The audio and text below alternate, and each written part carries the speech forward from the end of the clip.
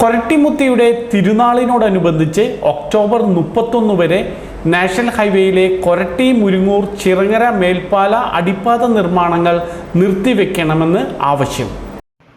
കൊരട്ടി പഞ്ചായത്തിലൂടെ കടന്നുപോകുന്ന നാഷണൽ ഹൈവേയിൽ കൊരട്ടി, മുരിങ്ങൂർ, ചിറങ്ങര എന്നിവിടങ്ങളിൽ നിർമ്മാണം ആരംഭിച്ച മേൽപ്പാലം അടിപ്പാത നിർമ്മാണം ഒക്ടോബർ 31 വരെ നിർത്തിവെക്കണമെന്ന് കൊരട്ടിമുത്തി തിരുനാൾ മുന്നൊരുക്കവുമായി ബന്ധപ്പെട്ട അവലോകന യോഗത്തിൽ ഏകകണ്ഠമായി അഭിപ്രായമുയർന്നു.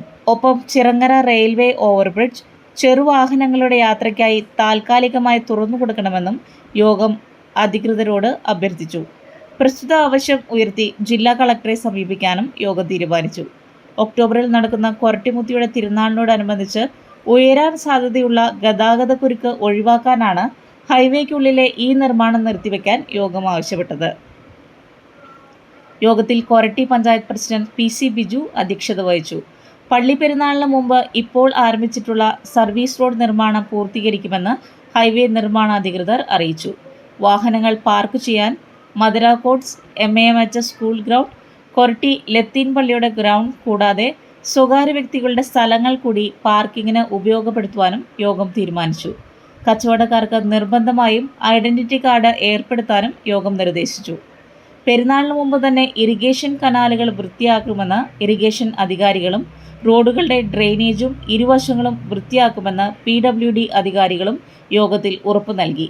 സുഗമമായ വൈദ്യുതി വിതരണം, കുടിവെള്ള വിതരണം ഉറപ്പുവരുത്താൻ KSEB, വാട്ടർ അതോറിറ്റി അധികൃതർക്കും യോഗത്തിൽ നിർദ്ദേശം നൽകി.